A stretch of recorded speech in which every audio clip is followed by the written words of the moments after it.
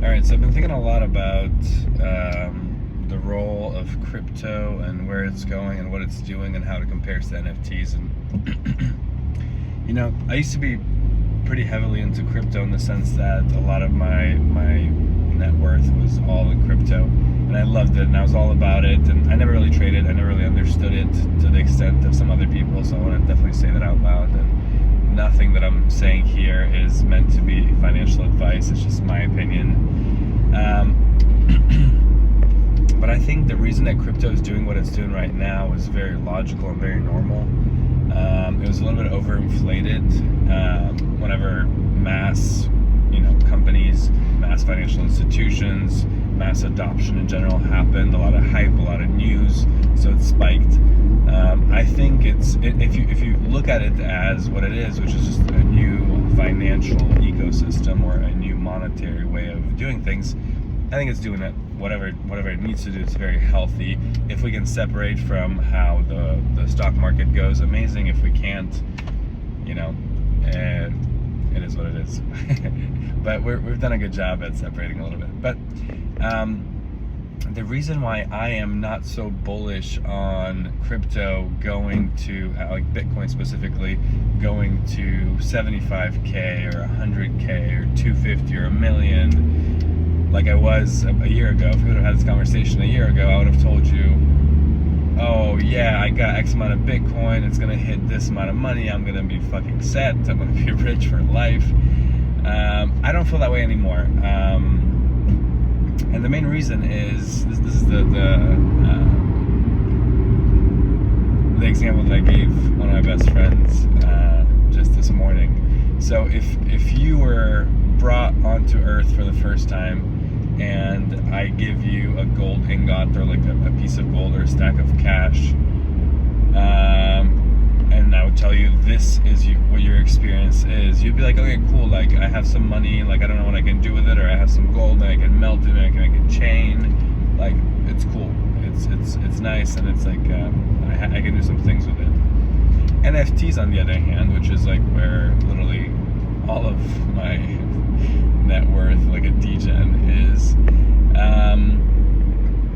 is if you came to Earth and they would tell you, yeah, I'll give you a little piece of gold or a couple bucks, but I'm gonna make you some food, I'm gonna have you taste some food, I'm gonna take you on a vacation, I'm gonna take you to Disneyland, I'm gonna go take you to the beach, go for a hike, I'm gonna give you an apartment and have you enjoy what a bed feels like, enjoy what friendship feels like, playing a game feels like, going out feels like. Oh, I'm gonna give you some clothes, try those on. So I think it's the whole world, the whole,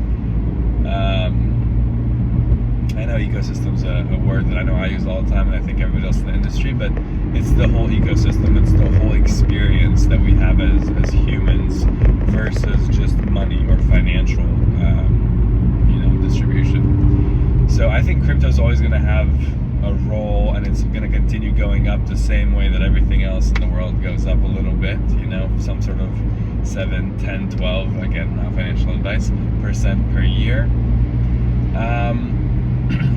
in a healthy, trending way of, some future technology, or maybe similarly to like Apple stock, or similar to like a stock that's developing new technology, Tesla, I don't know. But I think NFTs are popping right now. I don't know how far they're gonna go. I don't know if they're gonna like continue having these parabolic shifts, but I believe in the system more because NFT is just a way of life, like a way of doing life better, right? So like Web 2, somebody owned a company, they wanted to develop things for us to make our life easier or better or whatever, but then at the end, the reason, or like 9 times out of 10 or 99 times out of 100, the reason was financial, right? They wanted some financial gain from this. It's not just charity work. And you have no say. Like, you go to your grocery store, you buy your bananas for whatever price they are, you buy your eggs for whatever price they are, and then you leave, and you enjoy your bananas and your eggs, and life's good.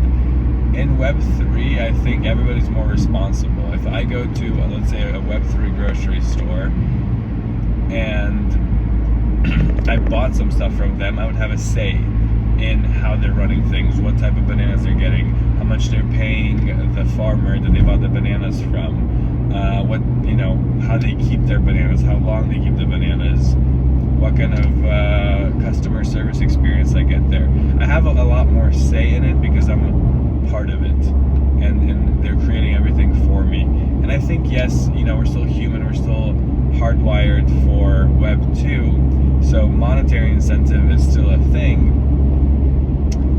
but it's not the leading thing, it's not the driving thing, it's not the thing that's going to make you succeed.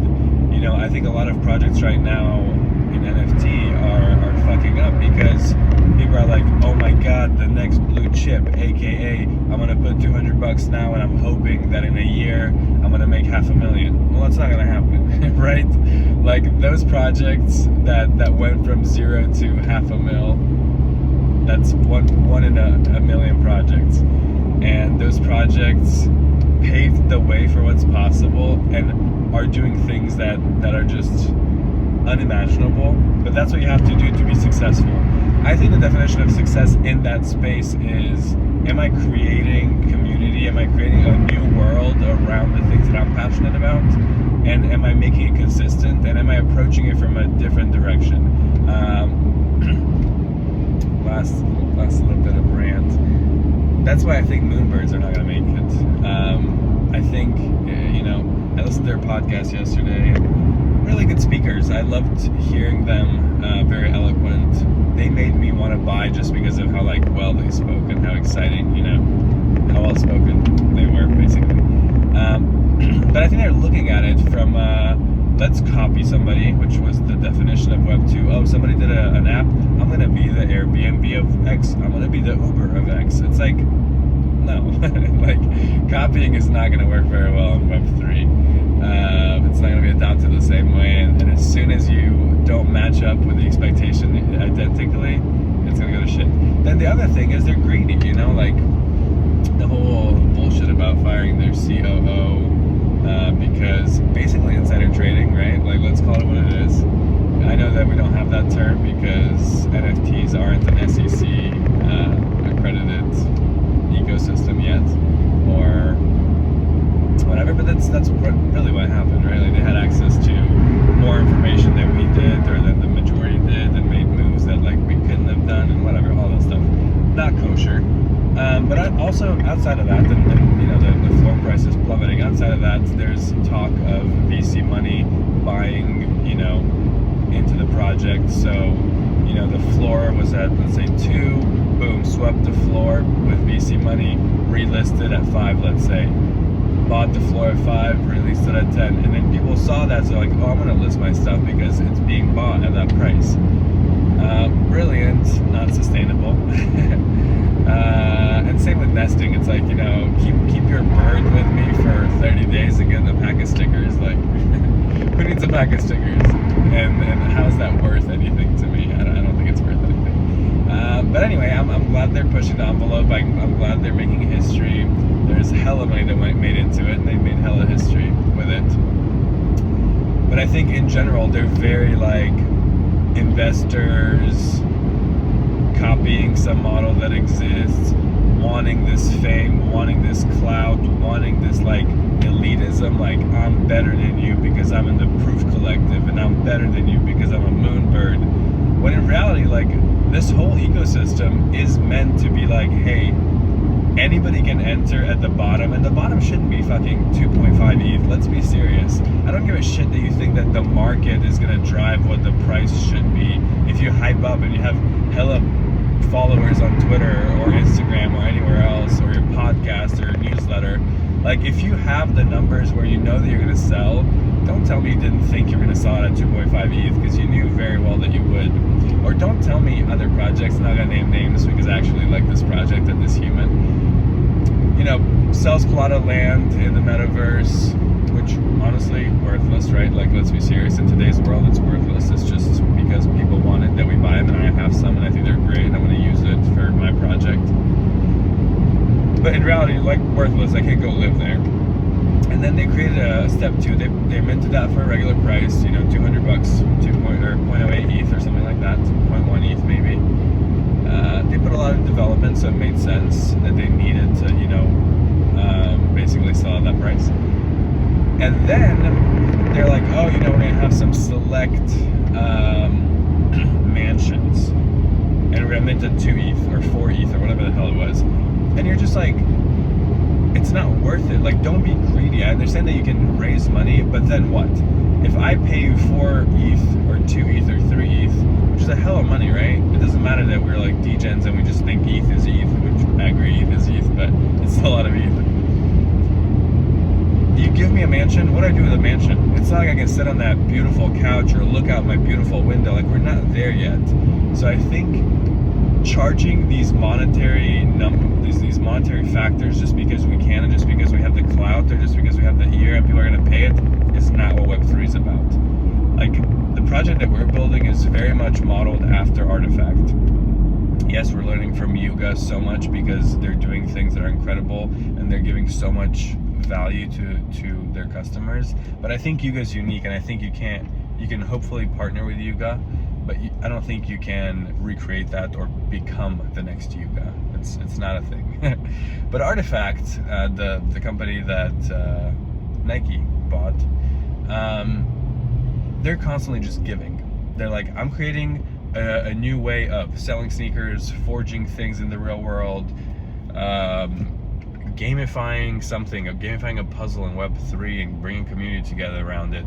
And at the end of it, they gave you a fun time and they gave you something for free. And I think if that something for free isn't just some bullshit stuff like, oh, well, here's an NFT, I'm going to give you a companion NFT, or I'm going to give you a serum to transform it into a mutant. Like, copy pasting is just not going to work. But I think giving value is definitely like the definition of Web3. And I think this is why Gary V had such a big play and such an important role in NFTs and Web3, and why he's so respected, because his thing with his videos was always like, I want to give away things for free. I want to give you everything that I can give you to like do better. I want to offer value like way more than you're paying for. And for Gary V, you hardly ever pay anything, right? Like, you want to see him in a conference in real life, yeah, you pay. You want to buy his NFT, yeah, you pay. But besides that, he's just giving and giving and giving and giving, and there's that level of gratitude around it. And that's what Web3 is about. All right, rant over. I'm gonna post this. I have no idea if this is a thing I'm gonna ever do again, but love you guys.